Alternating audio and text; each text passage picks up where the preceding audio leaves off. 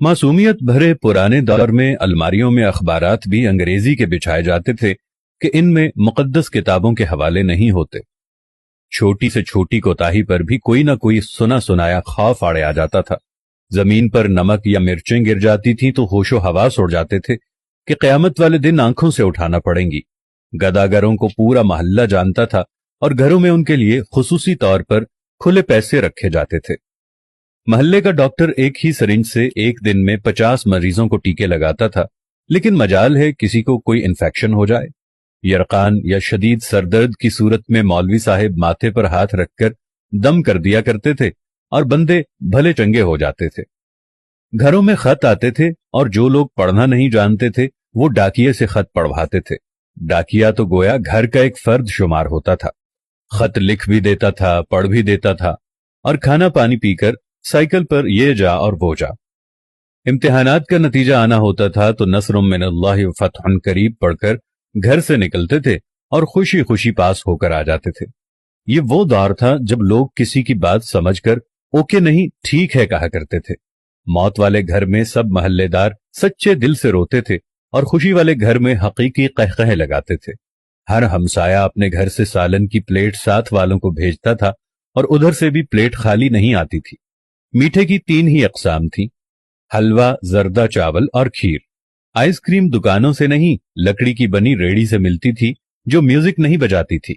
गली गली में साइकिल के मैकेनिक मौजूद थे। जहां कोई ना कोई महल्लेदार कमीज का कोना मुंह में दबाए पंप से साइकिल में हवा भरता नजर आता था। न्याज बढ़ती थी तो सबसे पहला हक बच्चों का होता था। दूध के पैकेट और दुकानें तो बहुत बाद में वजूद में आई। पहले तो लोग भैंसों के बाड़े से दूध लेने जाते थे। गुफ्तगू ही गुफ्तगू थी, बातें ही बातें थी, वक्त ही वक्त था। गलियों में चारपाइयां बिछी होती थीं। महल्ले के बाबे हुक्का पी रहे होते थे और पुराने बुजुर्गों के वाकयात बयान कर रहे होते थे। जिन घरों में टीवी आ चुका था उन्होंने अपने दरवाजे महल्ले के बच्चों के लिए हमेशा खुले रखे।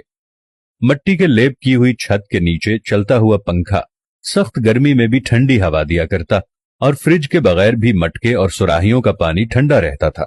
फिर अचानक सब कुछ बदल गया। हम कदीम से जदीद हो गए।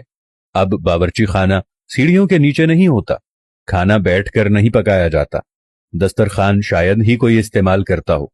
मंजन से टूथपेस्ट तक के सफर में हमने हर चीज बेहतर से बेहतर कर ली, लेकिन पता नहीं क्यों इस कदर सहूलतों के बावजूद हमें घर में एक ऐसा डब्बा जरूर रखना पड़ता है जिसमें डिप्रेशन, सरदर्द, ब्लड प्रेशर, नींद और विटामिन्स की गोलियां हर रोज मौजूद होती हैं। जरा खुद के घर के बारे में ये सारी बातें सोचकर देखें तो आपको सब कुछ यकीनन नजर आएगा जैसा मैंने आपको बताया है। आखिर ऐसा क्यों है? क्यों हम अपने बेसिक किस्म की जिंदगी से हटते चले जा रहे हैं? मैं आज भी आप लोगों से कह रहा हूं, आप साथ वालों के दुख दर्द बांटना शुरू कर दो। आप गरीबों के दुख में दर्द बांटना शुरू कर दो। आप साथ वालों के साथ प्यार मोहब्बत रखना शुरू कर दो। थोड़ी सी माजी की जिंदगी को दोबारा अपनाना शुरू कर दो। मट्टी के बर्तन में खाना खाना शुरू कर दो। दुनिया जहां की नेमतों से दूर हट जाओ। ओवन और फ्रिज को इस्तेमाल करना छोड़ दो। प्रेशर कुकर को इस्तेमाल करना छोड़ दो। अपनी जिंदगी को सादगी की तरफ ले जाओ तो आपके घरों में रखा हुआ ये दवाइयों का डब्बा भी पहले की तरह यहां से गायब हो जाएगा।